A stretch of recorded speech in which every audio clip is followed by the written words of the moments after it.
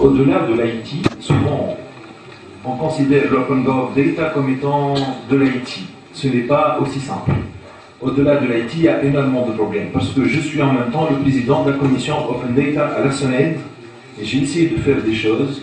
Et j'ai découvert des contraintes qui ne sont pas liées à la corruption, mais qui permettent de couvrir les corrompus, alors que la majorité de ceux qui cachent l'information ne sont pas des corrompus, cachent ça pour d'autres raisons.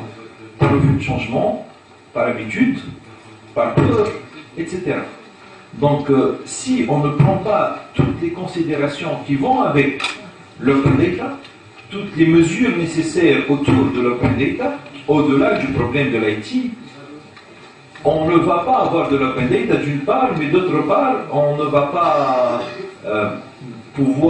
on va pas savoir si ceux qui cachent l'information sont corrompus ou non.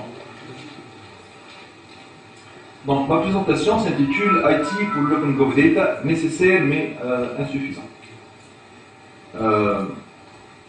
En fait, l'Open Gov Data, c'est quoi? C'est un projet informatique. C'est évident que Open Gov Data, c'est principalement un projet informatique. Vous êtes là pour ça. Je suis devant un public de geeks, donc c'est normal. C'est un projet mobilisateur. C'est quoi un projet mobilisateur? Il est mobilisateur de point de vue citoyen, mobilisateur de point de vue organisation, mobilisateur de point de vue politique, et surtout mobilisateur de point de vue temps et argent. Donc il ne s'agit pas de la bonne volonté et largement insuffisante. S'il ne va pas avoir de l'argent derrière, ça ne marchera pas. C'est une volonté politique, principalement. La volonté politique est liée, on va le voir tout à l'heure, à un sponsoring. Si la volonté politique est un phénomène de mode, à un certain moment, il y avait eu des séminaires qui ont été faits sur l'open data, et puis ça s'est calmé complètement en Tunisie.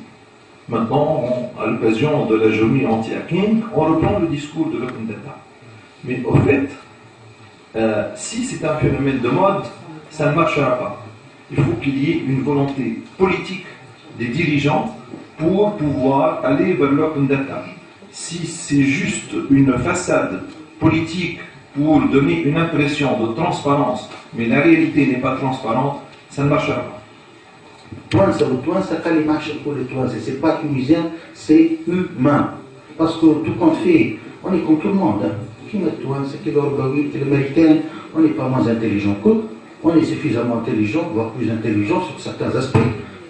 Donc on est un peuple comme tous les peuples, on est suffisamment cultivé, niveau d'éducation, on a animé في تونس, je laisse un terme le kiff. Donc à la limite, où est le problème? Mais justement, le problème, c'est qu'il n'y a pas de règles. Et نحب ولا نكره الحضارة تتبنى على deux choses essentielles. تتبنى على le respect de la règle, c'est la règle de droit اللي خداوها على الرومان اللي خلقوا القوانين, وعلى le respect des valeurs et de l'art et de la beauté اللي خداوها على اليونان. واللي على ليميت عندنا حتى في ديننا بيان سور عندنا احترام القانون، احترام الغير، واحترام القيم والاخلاق والجمال والفن وكل شيء.